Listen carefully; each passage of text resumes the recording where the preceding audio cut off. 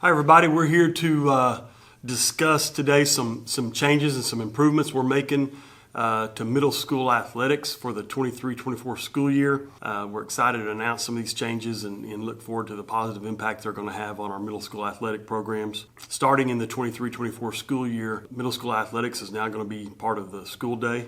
Middle school athletics practice will take place during first period at both middle schools.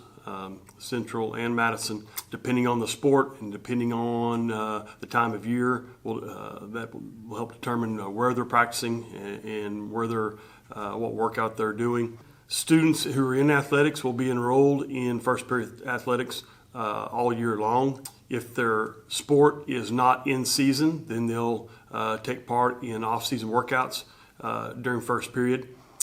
If a student is in a sport that is only in the fall semester or only in the spring semester, they can choose to be in athletics only in the semester of their sport. But we recommend that they stay in there all year long and take advantage of our strength and speed and agility programs. We're always going to strive to look for the best ways to improve our programs.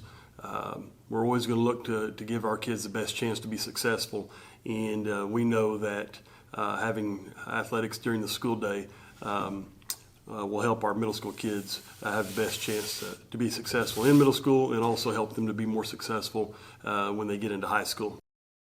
Okay, now we're going to talk a little bit about our practice structure. Athletes will practice during the athletic period. Depending on the sport, some sports will practice before school. There will be no after-school practices next school year outside of golf due to some course restrictions. Before the season starts, coaches will communicate what time and location those practices will be at. After practice, we'll have locker rooms and showers available at their site for them to get ready for school. Transportation will be provided after practice to get them to their site, whether it's at Madison or Central. Athletes who ride a bus will join practice as soon as they get there if they cannot, provide transportation to start an earlier practice.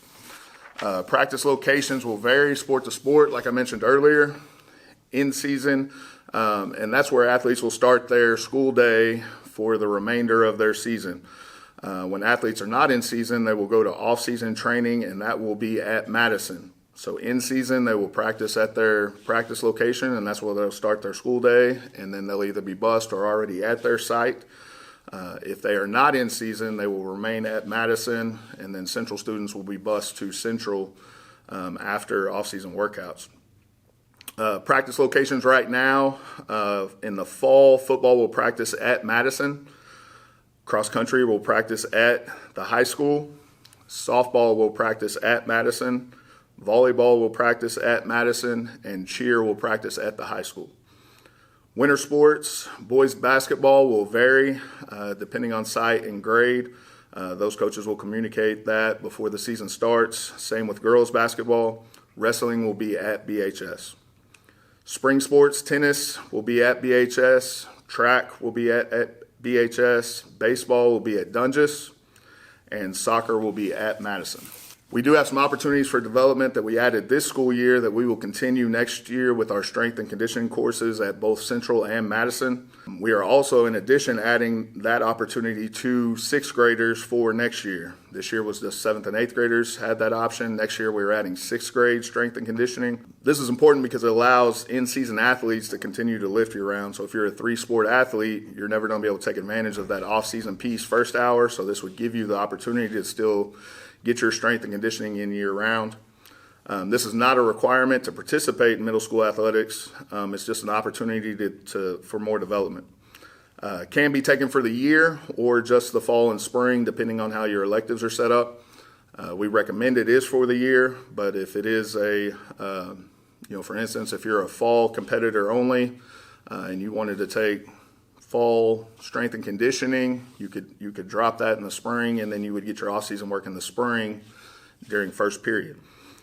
Madison athletes will train at Madison. Central athletes will train and be bused to and back at BHS. Any athlete that's not currently competing in a sport will go to off-season training. They will all be together. They will all do the same workouts. We will split it up depending on facilities at Madison and the size of that group. It's extremely beneficial for all our athletic programs and something that's been limited in the past, not having that opportunity during the school day. All-season students, we'll divide those into two groups, and basically that'll be split up. If you have a strength and conditioning course during the day after first period, you're going to work on overall speed, agility, flexibility, core training, a lot of auxiliary things that we are going to add and pair with to that strength and conditioning piece. Athletes not enrolled in athletic strength and conditioning, those students will go do their strength and conditioning piece, overall strength and conditioning, and the big piece with that is training them to align with our high school model strength and conditioning, and teaching them those movements at an early age. And that'll be the same training that's going to be offered in that athletic training course. So a couple questions that I know I've had about off-season training. They're not going to do the same workout twice. So for example, if they had first hour athletics and they're not in season and they have a strength and conditioning course, that first period piece, they're going to work on speed, agility, flexibility, core training, and then their athletic strength training will be more of the weights, movements, those types of things. One of the major reasons we looked at doing this change is to allow our varsity head coaches and varsity assistant coaches the ability to coach our middle school athletes. In the past, with the way the practice was set up, we didn't have that opportunity.